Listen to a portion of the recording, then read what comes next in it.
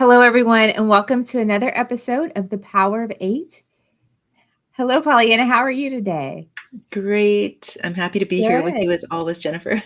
Yes, we are on chapter 21 today of this book, The Power of Eight. So we have, I think, actually, this is the 22nd episode. So I wanted to thank you for showing up every week and doing this with me, doing this together. Because Yes. sometimes when there's projects that last a long time, it's hard to get everyone together to keep moving. And it's been an enjoyable experience. So I appreciate you. I appreciate what we're doing here. I've really, really enjoyed it. I appreciate you too, Jennifer, sincerely, because definitely it's been a pleasure and it's been a fascinating journey. I've learned so much from our conversations, and thank you for showing up consistently too. Yes, For yes, always it makes a being here. difference. It makes a difference. So this chapter, and thank you for everyone that's joining us live as well.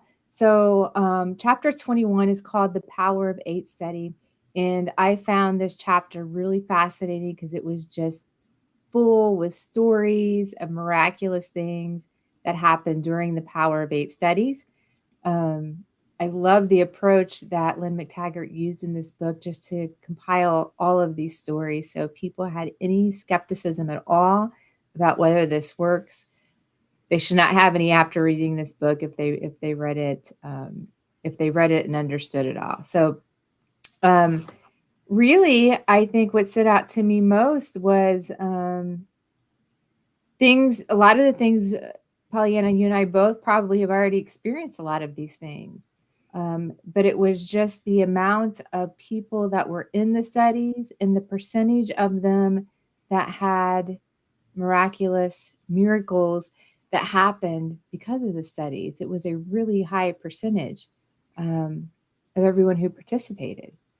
So what was it? What stood out for you in this chapter? Well, thanks for asking. It's interesting as you were just sharing, even Lynne McTaggart by the end of the chapter basically says, as much as I'm a scientist, as much as I want to do studies to prove everything, at the end of the day, it just works. You don't need to understand it all. You don't need to analyze all the data, although she has a ton of data. And this chapter is quite lengthy. What stood out, actually, I dog-eared and highlighted and underlined so many things in it. I think what I want to pull out first, because I feel it's like something that carries throughout the whole chapter and it kind of puts a cherry on top of everything we've been talking about. Mm-hmm. It's not the first time we've talked about it, but she seems to sort of really punctuate it in this chapter, is that she noticed in her own studies that it was focusing a healing, like holding a healing intention, sending that healing intention to someone other than yourself. So she kind of has an interesting retake on the self-help industry where, the tendency is to hold an intention for ourselves. And while she's not saying there's anything wrong with that, what she did notice through her own experiences and her own Power of Eight group studies is that there seems to become this experience, which one of the terms I think she used, correct me if I'm wrong, Jennifer, was like super brain, omni brain or something like that, where I think it was super brain, where it was like the reason why that statement holds water based on what she witnessed with the experiments is that when we gather with a small group and we send a healing intention that's focused on the other, there is this amplification. We were talking about that last time too. So that stood out for me. And then there's so many other things that stood out for me too, but I want to hear what also stood out for you too before I get long-winded about it all. Yeah, I'm trying to go back and find that term because I know what you were Let's see talking if I can about. It find was it. like a It super was brain, interesting. super hive, because I highlighted that part too. Here it is. It's on page 223 for those who are following us in the book. Um, she said this was a supercharged hive, a super group. Is that what you were referring to, Pollyanna? Yes, the super Yeah. group, right? The just Yeah, and a lot of and that's how it works. That's how even we're talking about sending healing intentions right now, but this is how I would say the same method that works here is when people group come together as a mastermind to help one another. If someone has a question and the groups helps them with the questions, it's because if you can quiet your mind and you're all together, it's like you create this, you create a unison mind between all of you. That's how it was described to me whenever I studied under Bob Proctor. And I loved reading some of this material because it really shows from a scientific standpoint all of the things that I've been doing that works and what I also teach other people, which we know things work, but we don't always have an exact explanation as to why it works. We just have our own belief as to why, right? Right. And I feel like, if someone's reading this book, right? And I mean, if there's anyone who's watching live right now and wants to share or comment below, we'll go to the comments later on in the call about any experiences that you might have had where you can, if this is relatable or not, or even just share something similar to that, is that it becomes an experience when I feel like for a lot of people, the tipping point is when you experience the power of your beliefs in action, like really experience it. Otherwise, it just kind of stays in the realm of theory or a nice idea. And yet the beliefs absolutely are central to, the kind of experience you're going to have. The interesting thing too, that I don't know, just as you're saying that, it's making me think about how she pointed out that later in the chapter, the studies that she did with the groups, I think this is very reassuring for our listeners if this is new to them, is that they didn't have experience with meditation. We've mentioned that before. They didn't have much priming. I think they'd watched some YouTube video explaining the powering up method, which is the only thing she said that she uses a way to prime people to kind of get them into that, calm, relaxed, focused internal state where they're holding maybe an image in their mind of the target that they're sending healing intentions to. And so really, and the studies were done on people who were doing it for the first time even. So this all circles back to, and I will save that for the end after we talk about it a bit more, but just the power that each of us has, and she sort of ends the chapter on that note, the power that each of us has to make a positive impact in the world. You know what I really want to talk about right now? I'm sure this caught your attention too, because it's like I don't want to jump ahead too far, to the end, but it's the constant I think it starts around here. Konstantin Kurokov, and how he had this device that he had designed and created around the Soviet satellite space launch in 1957. And she was comparing it to this other guy, Roger Nelson, who had done studies with like monks and nuns and experienced meditators who'd had these enlightenment bliss states. And the interesting thing about what she mentions with Constantine is that he created this GDV device, which with the purpose of this being a highly sensitive device, this is on page 224, to measure any changes in the atmosphere relative to any changes in the people occupying the space. And she goes on to say that, this is still on page 224, as human emotions are related to the activity of the parasympathetic nervous system, any changes in that system also change blood circulation, perspiration, and other functions, which consequently change the overall electrical conductivity of the body. Aware of the body of evidence demonstrating the effect of solar activity, tectonic disturbances, and tensions in the ambient electromagnetic field on human health, Constantine maintained that the reverse was also true. When a person experiences a change of emotion, it will also affect the electricity of the environment. So not just, we were talking in past episodes about how it affects our inner environment, but this kind of just pulls it out even more. We've talked about it too, but I just think it's a good point to reemphasize that this connects into the group and the power of the oneness, because when a person experiences a change of emotion, it will affect the electricity of the environment, which in turn will be picked up, in this case, by his Sputnik sensor. And then it goes on to say that changes in the functional state of the human body lead to a change in the field distribution around the body, the chemical composition of the ambient air due to exhaled air and emissions of endocrine substances through the skin.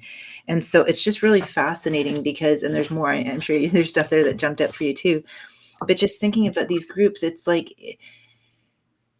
this whole idea that, okay, we have ourself and we have all these different aspects of self within us, the multidimensional presence, and then we can join with a group and we hold a singular focus, and then this group becomes part of a larger field or environment that's created through the group. She was even talking about how, when someone's ill, this was really mind-blowing. This is, sorry, I just got to throw this one in too.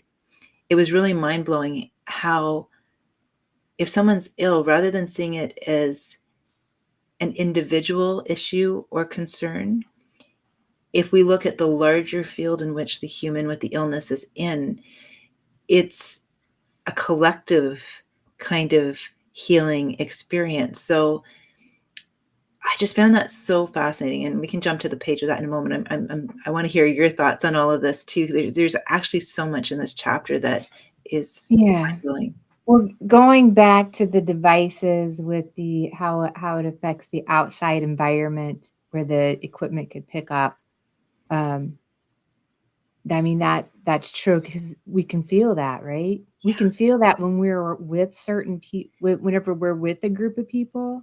Mm-hmm. And I explained this, my first experiences whenever I went to the pyramids and I was with the 20 people, the 20 healers, in that environment, and just feeling that vibration world.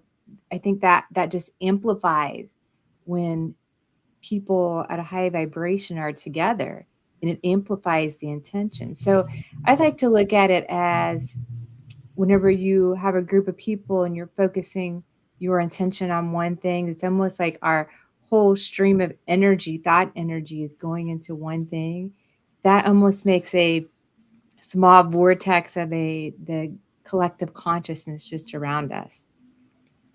Yes. But then and that's true. I mean, even we here, all of us on earth, we have our own individual thought process, but together what we're creating is from a collective consciousness too. That's why sometimes, I know the question used to always be asked is that, like you can pick up thoughts that are floating through the air, basically. So I think that's what we're getting into with the group consciousness, is that focused intention, that stream of energy that's so focused that it creates this, mini vortex, if you will, of a small collective consciousness. Definitely. Yeah, and I like how you expressed all of that because, I think a lot of us have these experiences and then we feel comfortable sharing them with certain people, and then with other people, it might be met with resistance. And then that's where sometimes the fear, doubt, and hesitancy can creep in because we're thinking, well, maybe I'm imagining it. We start, bargaining with ourselves or, downplaying Especially in the it. beginning. I don't do that as much anymore. It just is what it is now, right? But Yeah. when you're first on your journey and you start learning all these things, you kind of question yourself a little bit. Yeah. So I feel like this is the reason I mention that too is it's very reassuring for people who are at that stage of their journey, and because really this is the paradigm shift we're all moving into, right, with the new earth. Actually, even at the beginning of the chapter, she was talking about this University of Life and Dr. Guy Rickman, and how he has this vision. He's moving away from sickness care. It's the largest chiropractic clinic center in the world, to holistic wellness. And he had this belief, or has this belief, in vitalism, that all systems of the universe are, as the university puts it, conscious, self-developing, self-maintaining, and self-healing. The vitalists view their job as simply removing the impediments in the form of badly positioned spinal vertebrae, because they're chiropractors, blocking the free flow of this energy like so many fallen branches across a railway line. So I'm curious, Jennifer, your take on healing. We've been talking about this before. But I really like I really like that. And I've often seen healing as like restoring the wholeness to things. So but I like the language there, removing the impediments, the blocks to Yeah. healing. Yeah. I kind of I have the same thing highlighted because when I was first reading this, where it says the students leading the charge away from the sickness care, and they have that in quotes, sickness care. I thought that's an interesting way to look at it, right? Because that is how it's looked at, and moving it more into a holistic wellness. But yeah, I think the way I look at the holistic wellness is more from a frequency standpoint, where yes, it is removing blocks that people may have, but I think at the same time, it's more of healers hold this certain frequency within them because of the energy work that they do for themselves, Mhm. and be able to sustain these higher frequencies. And then whenever you're with a client, where it's simply being in that space with them.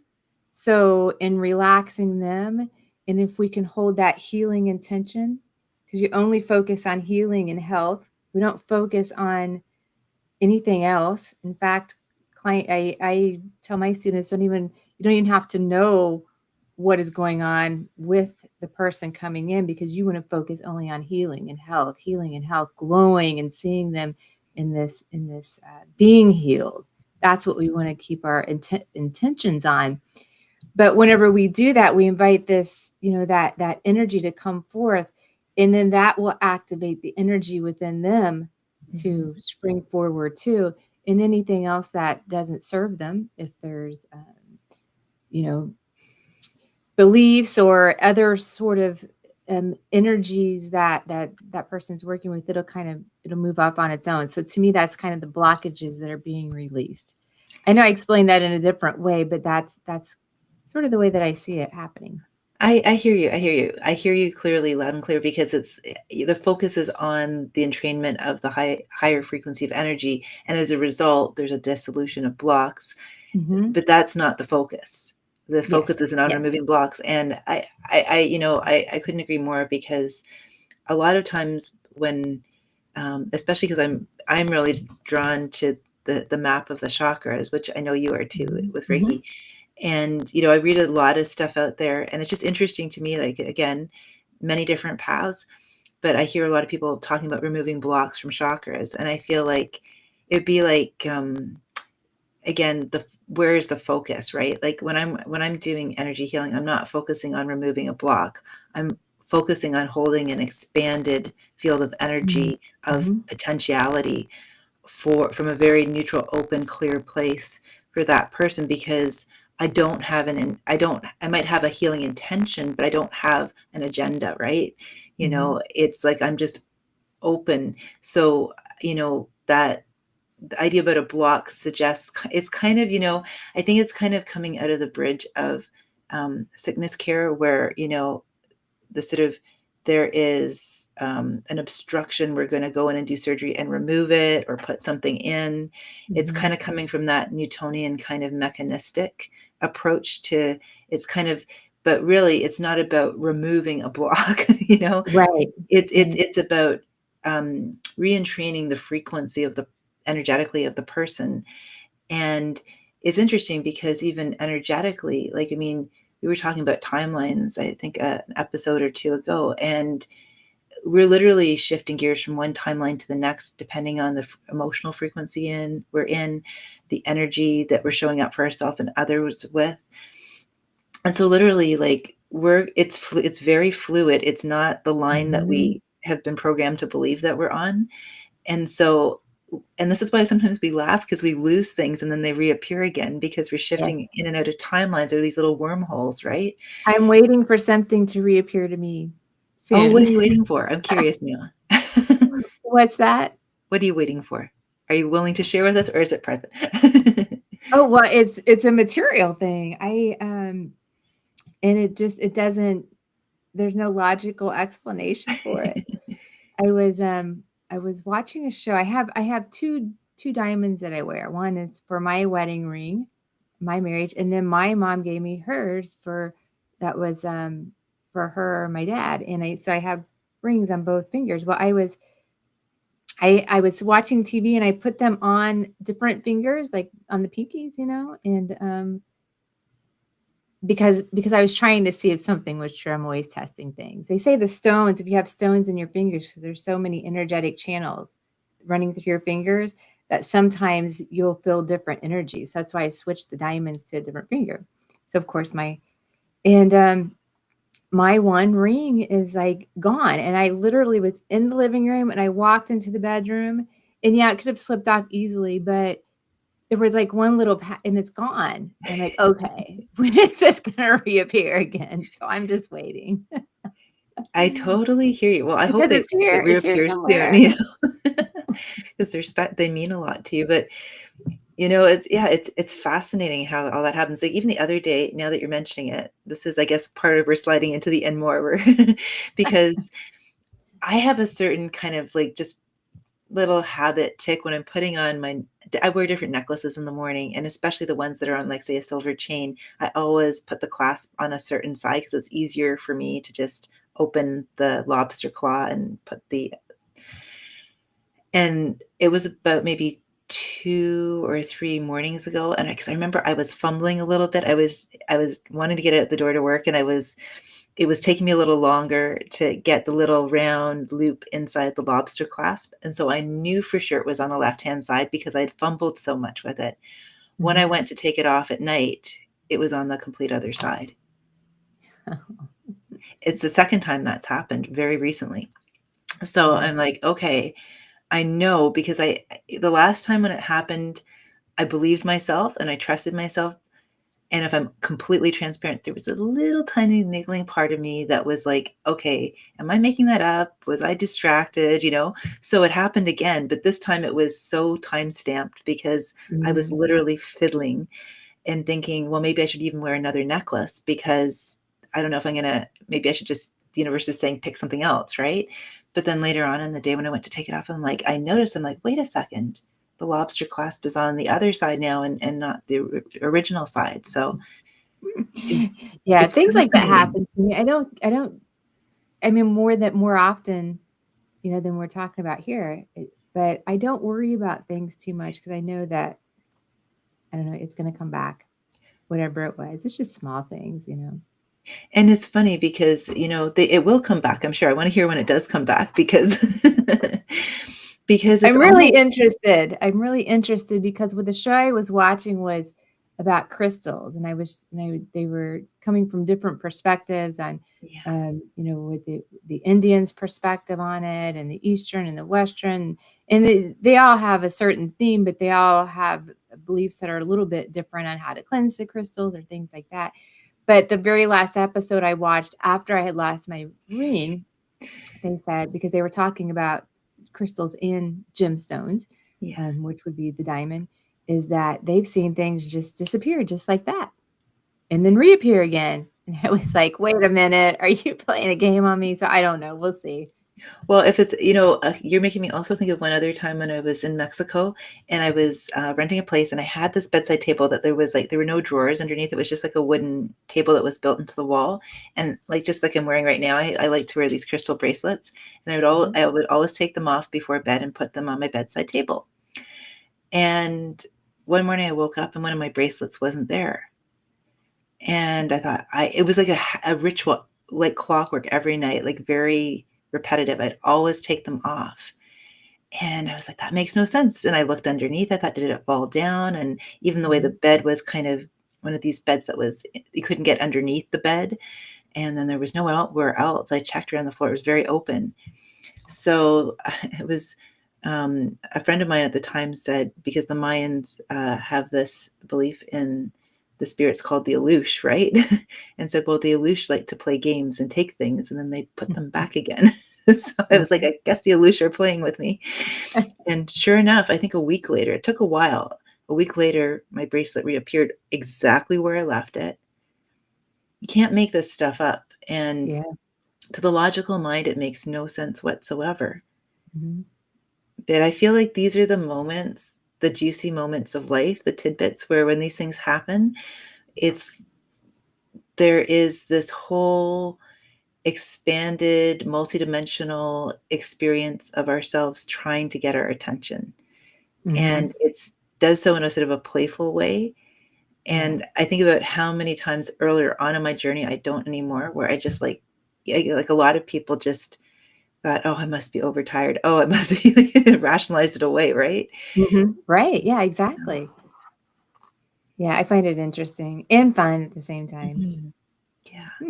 That's the key. It's something good, it's something fun. It's something, positive, right? Yeah, absolutely. So did you have more on the book? Some things we should Yes, touch on there. It's bringing up a lot of other interesting conversations it for is. sure. I'm Whenever I'm kind of reading it, things always pop in my mind that relates to something else. feeling guided to look for that part that I was starting to share with you and with everyone about. Yeah, you had mentioned that the Power of Eight groups, and in the book, I don't know what page is that right now, where it would take almost immediately Yes. whenever the groups went to a power up, which actually kind of helps focus your mind onto one intention. So you are focusing your mind. It's not thoughts bouncing everywhere. But almost immediately there would be results with the Power of Eight group. Yes. Whereas some of the people the nuns and monks and people who were meditators and did all these chants and, went into meditative state that way with more of a ritual, that it would take them 50 to 60 minutes to get to the same brainwave states as it did with a group of people just holding an intention. And I thought that was fascinating as well. I'm so glad you brought that up, because again, there's so much in this chapter. That was one of the key points too that I thought was so interesting, and I love that you mentioned as well when you were saying that brainwave states, because from a scientific point of view, this is really what's happening in the groups, is the brainwave state is altering. And she was very specific about it too. I'm just going to jump backwards here a little bit to where she's talking about. Yeah, it's on page 219. I had to read that paragraph a couple of times to understand all of the I've got so sciencey many stuff things behind marked it. in here that it's but yeah, she's talking about the different lobes that are being stimulated and stuff like that. So for example, she says, a few months later, after carrying out and analyzing 6 of the 7 studies, the Life University research team discovered a scientifically significant decrease in activity in the right temporal lobes, the frontal lobes, and the right parietal lobes of our participants during the intention sessions, and almost a global quieting of the brain. But what was really interesting about that is, in fact, our results were the opposite of what occurs in general meditation. I thought that was fascinating, right? Which tends to cause an increase in alpha and theta brainwave power for the majority of the cortex. Alpha waves decreased in our participants. The greatest changes occurred across the entire right parietal lobe of the brain. And she goes on to explain that she talks about, I think it's a little bit further up, but she talks about the right side of the brain. On page 220, she says, chasing enlightenment by engaging in contemplative exercises ultimately is a self-oriented activity reflected in an increase of activity in the self aspects of the brain. But in our Power of 8 groups and intention experiments, moving away from the self and focusing on the other immediately reduced activity on many of the areas related to self, particularly those on the right side of the brain, which, aside from creativity, is associated with negative thinking, fear, worry, and depression. And specifically, we found diminished activity in the right prefrontal cortex, which could indicate a shift from higher stress and anxious states and an improvement in emotion.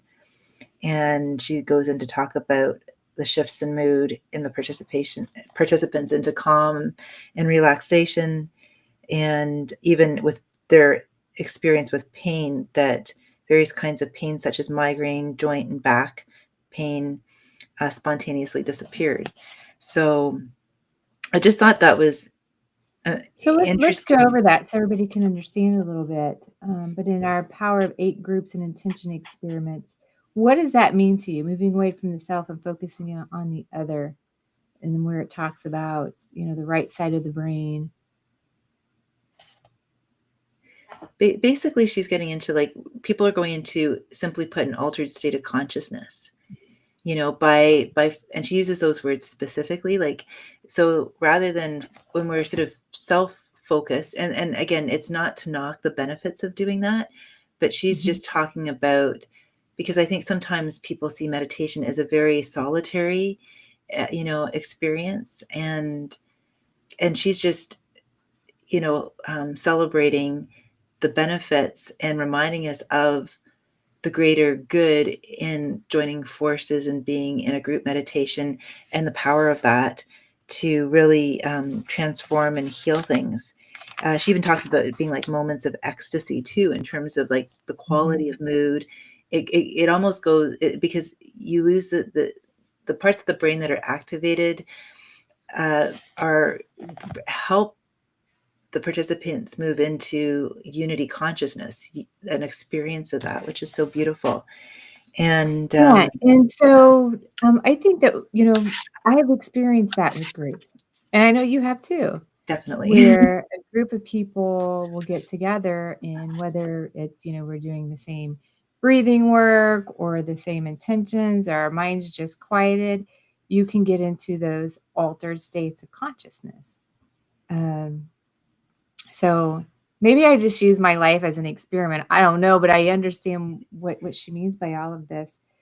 And also what I began to think about was, because a lot of times, that's like a class or something we're in, whereas we just get a group of people together and we can do this all on our own. It's the people that are in the circle with the intentions that are making all of this happen. Yes.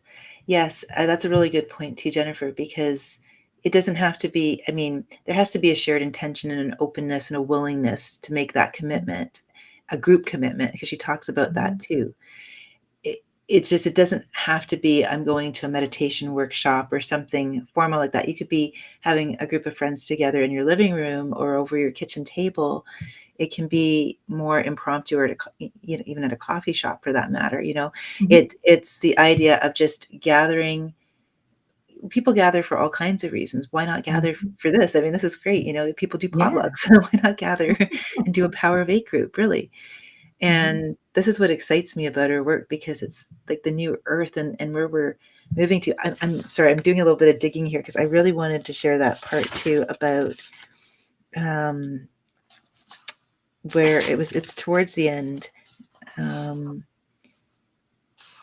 yes. Okay, here it is. It's on page 230. Um, she said,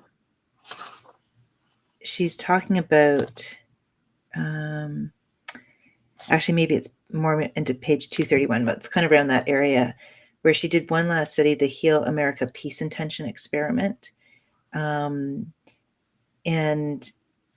basically, the point of it that I really want to get to is, okay, I'm jumping around a little bit here, but I was just looking for the specific quotes, because she talked about how we know all the benefits of the group. She talks about the power of altruism and group intention, and at the same time, she talks about okay, maybe I guess it's actually on page 233. She shares a really beautiful quote, and this is from um, French anthropologist Laurent Denisot. And he says, she's translated it from French into English. In that sense, illness is not only a personal trial, but also a test of the relationship of the group itself that those gatherings support. Caring for the body also means caring for the bond that makes it the target of a group. A diseased body, a ruptured space according to the individual's definition of self, becomes part of a much larger body when viewed in relationship to others, where disease is no longer the only common aspect. When a social connection is part of the healing process, it essentially acts as an emergency safety exit for that small definition of self and gives access to a higher meaning. So it really, that quote, I guess, essentially summed it up. It's that she goes on to explain that the illness is part of the smallness of the self, a distinct and separate entity, but in the presence of a group, the individual recognizes him or herself or themselves as part of a greater whole. The sickness is identified essentially as foreign matter in this perfect unity, like a splinter sticking out of a finger, at which point the group, like a giant tweezer, gently helps it to be exited or excised. Mm-hmm. So And it's this so idea of the wholeness. Sorry, I'm just going to say the wholeness. Like, when we talk about holistic healing, right? We often think about the wholeness within the body, but what about the larger wholeness, which is the community wholeness that holds the healing space, right? Mhm. Yeah. Well, I like the analogy of, like a splinter sticking out and being removed by a giant tweezer. But then again, it's not like, we're not removing anything. It's just we're putting so much focus on the positive that Mhm. that aspect of illness just kind of goes away on its own. Mhm. With no attention, no energy given to situations or things, either individually or collectively in a group like this. Uh, Things just go away on their own. The energy just Exactly. dissipates, and that's how the healing happens in that way. Yeah. And I just saw it as kind of like, I sometimes compared it like as a Russian doll effect, right? And now it's in a different sense ever since I read this chapter, because there's all the aspects of ourself. That's the, holistic healing is looking at not just the physical, but looking at the emotional, the mental, the spiritual. Mhm, And then I feel like she just opens up an even larger expansion beyond that, about the community itself, the field beyond the person, in terms of the energies around that person that are supportive, which is what you're talking about, Jennifer. I just wanted to sort of, I don't know, maybe I'm stumbling over my words here, but it's like I see it as you've got the whole person, and then you've got the whole field around the person that's informed by all of these individuals, in air quotes, that mhm, have become part of this hyper brain, that are becoming part of that field that's holding the space for that person to remember their own wholeness. And so mhm, I really like that a lot, because I thought, you know, if we think about the new earth and where we're heading as a humanity, potentially, what a reframe in terms of socializing and the point of getting together. So, it goes back to the old adage, like, instead of sitting around gossiping and picking apart things, you know what I mean? And criticizing people behind their back, and oh, you got some really good gossip.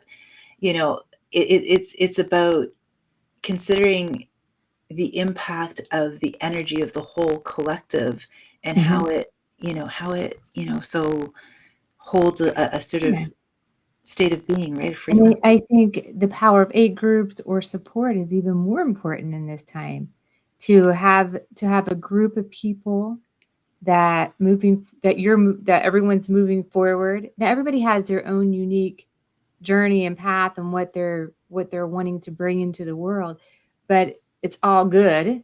Hmm. So having that unified group of people just to get together every once in a while and to know that, oh, I'm going to hold a good intention for you and you're holding a good intention for me, and just kind of having each other's back is it's really important. Whenever you were talking about, you know, the conversations and, getting together and, gossip here, gossip there. What I think what people come to realize is is energy as well. And that gets stuck. That gets stuck like in that person's energy field, in your energy field, when those type of conversations people engage in. So that's why it's better to just remove yourself from conversations like that and have more fruitful and fun conversations, because I think it's more fun to talk about this. Exactly. And that's why I feel like this is almost like, it's like a whole new way of, for people to experience other ways of socializing, right? Mhm. and the healing power of community and the healing power of socializing. I mean, it's one thing to know it intellectually, and it's another thing to experience it and to practice Yeah. it. And I feel like that's where these groups really come in. And I also feel like too, it's not that this is new or anything like that. We both know that. I mean, it's been Mhm. around for millennia. Mhm. And even certain, um, indigenous practices to have, circles for reconciliation, and so there are these rituals and processes that exist out there. I just feel like these Power of Eight groups are a great gateway into, Oh yeah. bringing out the best in humanity. Yeah, for sure. For sure. We are Oh my goodness, or we the time flies so fast. I know time does fly. There were a few things that were a little bit different than just healing that I wanted to mention because I Yes. think it's important too, where on page 223, where when two or more people get together, where you have this unified stream of great creativity coming through. And on that page, for people who are following us, they talk about guitar players Oh who are yes, on yeah, that that was neat. same stream music wise, how well that does for them. And they've even did studies on on their brains as they're working together, playing the guitar together on how that works. Um, they did this with a group of jugglers, um, and this is where they found that the supercharged hive, the super group. So literally anything you want to do with your life, and you can use this group study, these brainstorming sessions for really anything, any kind of good that you want to bring to your life. There were also just many stories of clients that Lynne talks about, all of the information that came through and what happened to people. So just to name a few points here, so people can get a broader spectrum of everything that can be done whenever you think from this positive stream of energy and you're working with a group and you want to move things forwards. I mean, your whole life, anything, relationships, uh, money, your health, your whole life just uh, it increases in goodness whenever you can step into the true authenticity of who you are as a spiritual being. So one of these was Terry had a it was talking about Terry had a past real estate client. So she got her financial situation saved because of a sale that she made. But there's all sorts of miracles that happen here. It talks about Melissa, whose estranged father sent her a check for $10,000 out of the blue. Yoli's relationship with her husband underwent a major transformation. So there you see some relationship transformations. Um, there were a lot of big successes in all these major areas of life, and then many small miracles as well. So it's used across the board just to increase the fullness of life. Yeah, you're right. And she really emphasized it's like the group is where the miracles happen, right? Mm-hmm. Yeah. So it's, you know, what are your thoughts now about miracles after having read this book, Jennifer? Like, I'm curious, like, what are your take on miracles? Like, has it, I don't know, what, I believe how, that we each create our own reality, and that we each person, everyone has so much power within them to create the life that they want. That there it but there's you've always got to do everything in positive, good energy.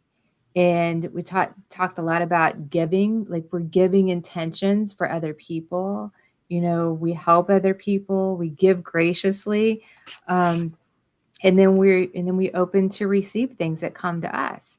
Um, so I think miracles are much easier than than what we have been taught to believe. And each one of us can create miracles in our life for me, it's really paying attention to the energy. What energy am I putting out today? Mhm. And how does that, because any energy you put out comes right back to you. Yeah. So that's why the giving, the loving, the kindness should always go out.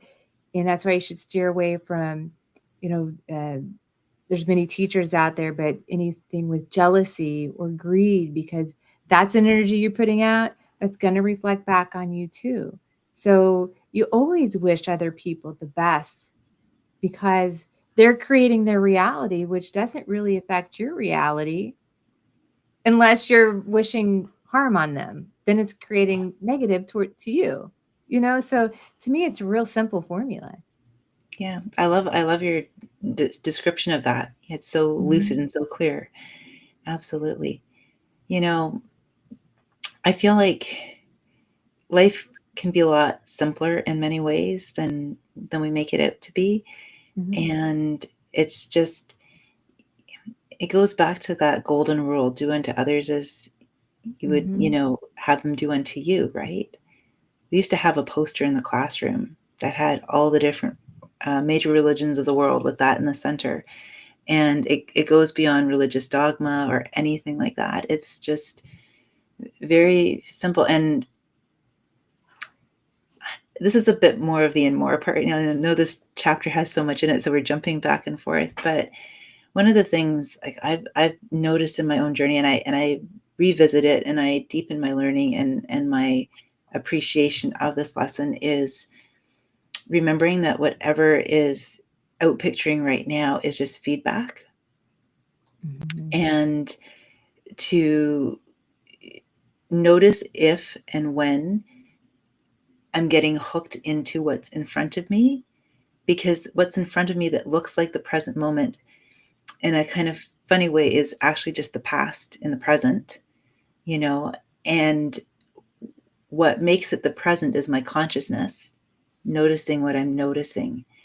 And if I'm noticing what I'm noticing, then the key is, like you've been sharing, is to focus on my intention, what I'm creating, and then, allowing some spaciousness to let it go, and trusting the process.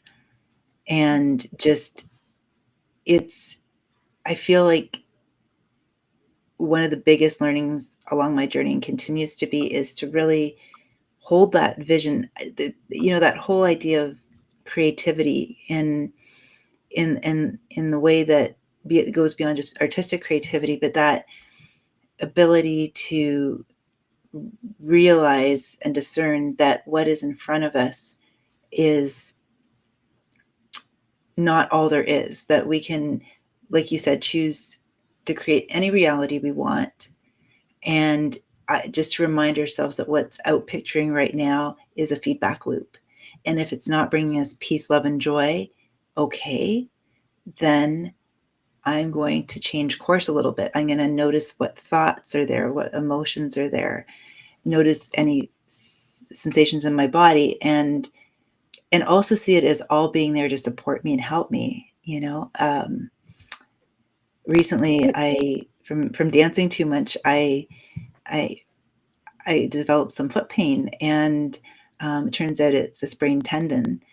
And I was thanking my body for, like, I've been doing some meditations around it and stuff like that, and I've been thanking my body for speaking to me, for letting me know, and I've been receiving insights from my foot, and so rather than being in that antagonistic relationship that I find conventionally sometimes people get into with their bodies, or with their thoughts, or with their emotions, which creates division. But if you can see all of it as being there to support the greatest good too, it's the same way as having a power of 8 group and having everyone gather together, holding that common intention. Like, why would any aspect of us be against us? It's all for us. It's just, are we willing to partner with it, or are we going to create division and jealousy and, Right. infighting, with the council that is us? Yeah. Yeah, I would like to add, like, what's right in front of us now. Um, I think, and even if it's not this something miraculous that's happened, but I think there's power in realizing and owning that whatever's in front of us now, like we created that. There's Yeah. real power in knowing that, whatever it is. But also, I think I know that we've come into this life knowing that there's going to be contrast and there's going to be expansion. And the only way to keep further expanding is to experience a little bit of contrast, because then it keeps refining what do you really want? What do you want? What do I want? What do I not want? And without contrast, to let people understand that, they may not have a clear way of knowing exactly what they want for their life. So, when things like that come in, it provides it provides me, it can provide people with a sense of more clarity about what is it that I do want then for my life. If I don't want this, I know I want something else. So that's another way to look at that as well. Yeah, I like that very much so. Mm-hmm. Is there anything else that you felt stood out for you in the chapter? There's so much, I know. Yeah. I have a sort of like a closing paragraph I like to read from the book, if that's okay. Wonderful. And it touches on something you said earlier, and so you think this is important too because you said so. But this is on page 231 from the author, and I've got the whole thing highlighted here because I thought, wow, that's really good. She says, some things in our lives are just beyond our explanation or understanding. And when people come together, miracles just happen. Miracles that cannot be reduced to the sum of certain facts and observable data, the workings of the vagus nerve or brain. I've come to believe that miracles aren't individual, but the result of collective forces, especially when we move past the puniness of the self. I've given up trying to explain magic. It's enough to show, even in small glimpses, that it's there. And I think that's the part whenever you have stopped researching all the possibilities and just accept that's what it is. I feel like even more things drop in more quickly. Yes. When you just know, when it becomes, it almost like it surpasses even just a trusting it into you just know it's going to happen, this knowingness. Yeah. And then you can relax into the now moment, right? Mm-hmm. Yeah. I love that passage. I'm so glad you read it. Yeah. Okay, so next week we'll be back. We start part 2, and I think this will be fun. Again, if anybody would like to participate in a Power of 8 group, go to our website, meetthelight.com / the power of 8. So it's spelled out the power and then the number 8. The power of 8, and you'll see forms there. The forms just come to us, so it just has your name, whether you want to be a participant in the intention setting with the group of 8, or if you have someone that would like to be the healer or the receiver of our intentions. So please check that out. I think it's going to be a great time. I'm really, really looking forward to it. So next week we start on part 2, which is called Creating Your Own Power of 8 Circle. And it's called Gathering the 8, chapter 22. So it goes through some of the specifics on how to create a Power of 8 group. All right, anything else, Pollyanna?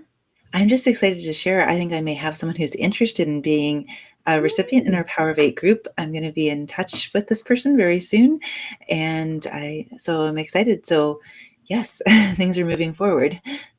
Very good, very good. All right. Well, thank you everyone for joining, and we will see you next Wednesday, same time as we continue with the second part of this book. All right. Thanks, everyone. Bye-bye. Thanks,